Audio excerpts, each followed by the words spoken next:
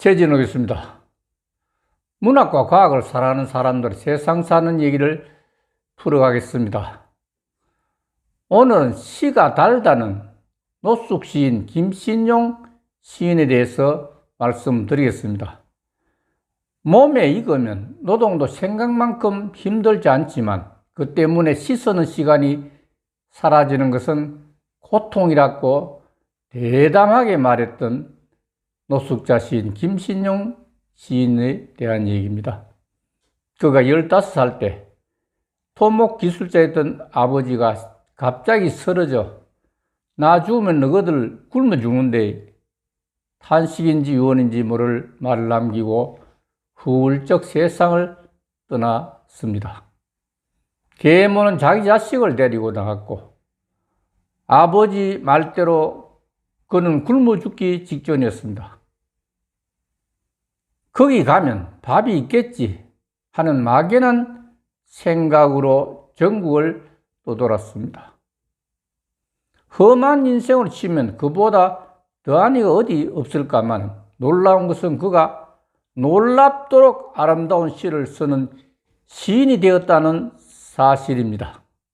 1988년 그가 첫 시집을 냈을 때 우리 시단은 진짜 시인이 나타났다고 떠들썩했고 프랑스 불황화 출신 전위 작가인 항구 장준애라고 했던가 하면 제2의 천상명 시인이라고 떠들썩하기도 했습니다.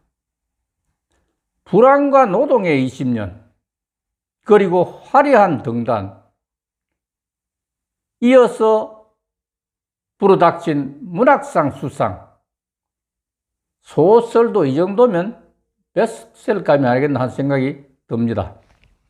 장준애는 실존주의파 시인이며 소설가로서 극작가였습니다.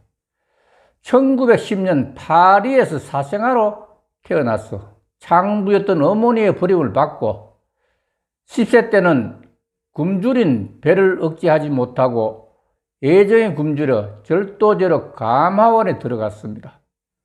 그 후 탈옥하여 거지, 도둑, 남창, 재수 생활을 하면서 유럽 전역을 방황했으며 1942년 프렌 형무소에서 데뷔작 소설 꽃의 노트르담 및 자서전 도둑일기를 발표하면서 대단한 시인으로 등단하게 되었습니다.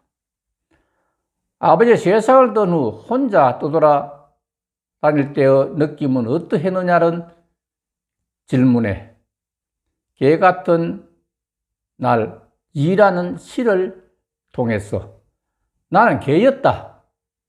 빌딩 호응에 엉덩이를 찌르는데 공장의 꿀들이 하늘의 턱에 주먹질하는 서울인데 시장에 거리에 저렇게 물신들이 넘쳐 흐르는데 허기에 꺼내 목줄을 맨 품싸고 뼈다귀에 침 질질 흘리는 5, 6월 비루먹은 개였다고 대답했습니다. 피를 더 팔면 죽는다고 해서 어느 날 청계천에서 지게가 눈에 들어왔습니다. 저 지게를 지면 밥이 들어오나 싶어서 그 일을 하고부터 새끼 밥벌이를 하게 되었습니다. 26살에 양동에 일세방을 얻고 비로소 노숙을 벗어났습니다. 감옥은 범죄 학교가 아닌가라는 질문에 들은 대로 했다면 내가 대단한 범죄자가 되었을지도 모를 일입니다. 그런 얘기가 문학에 어떤 도움이 될까요? 생각했지만 실행은 생각해 본 적이 없다고 잘라 말했습니다. 아마도 책 때문일 것입니다. 책 속에서 그런 인생이 얼마나 비극적이고 얼마나 부질없는 짓인지를 깨달았기 때문입니다. 책이 있어 내 인생이 달라졌습니다. 단 한 가지 재미있는 사실은 60년대의 교도소는 인문학의 시대였습니다. 도서관에서 일주일에 책 3권을 빌려주는데 한 방에 20, 30명이 있으니까 한 번에 수십 권의 책이 들어왔습니다. 서로 돌려보고 독후감을 쓰고 읽고 토론도 하고 콘테스트까지 했습니다. 한때나마 즐거운 시간을 보냈다는 생각을 지울 수가 없습니다. 못 사는 시대였지만 배워야 한다는 열망도 강했던 시대였습니다. 그러다가 80년대 들어가니 세상 바뀌었고 도노 시대가 되었습니다. 뭐니 해도 머니가 최고다라는 말이 인구에 회자될 때였습니다. 지금 생각하면 감옥이 나의 스승이었다는 생각이 듭니다. 1988년 현대시 사상에 발표된 김신조의 첫 시 양동시편은 뼈다귀 집을 아시는지요? 지금은 흘리고 없어진 양동골목이 있었지요. 구정물이 뚝뚝 듣는 주인 할머니는 새벽이면 남대문 시장 바닥에서 주운 돼지뼈를 고아서 술국밥으로 파는 술집이었지요. 네 입에서인지 모르지만 그냥 뼈다귀지라고 불렀던 그런 술집이지요. 장려촌이자 빈민굴인 양동의 풍경이 생생하게 묘사되었고 문학적 성화가 어떤 것이 보여줄 만큼 아름답다는 생각이 들었습니다. 그때 부산서 유치장에 들어갔다가 방공법 위반으로 들어온 대학 교수를 만났습니다. 그 교수님이 이상은 날개등이 담긴 시집을 줬고 문학이론 강의도 해줬습니다. 또한 유치장에서 보리밥 맛있게 먹는 법까지 가르쳐 줬습니다. 그는 26세 때부터 본격적으로 시 창작에 돌입해서 교도소를 나서며 노트 한 권 분량의 시를 갖고 나왔고 43세에 첫 시집을 냈습니다. 적지 않이 험한 인생을 살아온 그를 시로 키워준 건 무엇이었을까요? 내가 시인이 될 수 있었던 것은 어릴 때부터 책이 좋았기 때문입니다. 하루 3권씩 읽기도 했습니다. 책 읽고 글 쓰는 것을 좋아했지만 책에서 밥도 술도 안 나오는데 왜 공부하나? 문학이 돈보다 더 고결한가?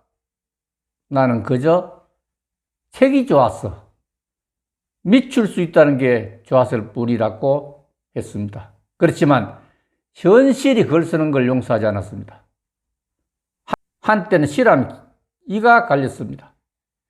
이것만 쓰면 밥값 떨어지고 방값 밀리니까 그래서 밥값 방값 내자고 또 일 나갈 생각을 하니 너무 허망했습니다.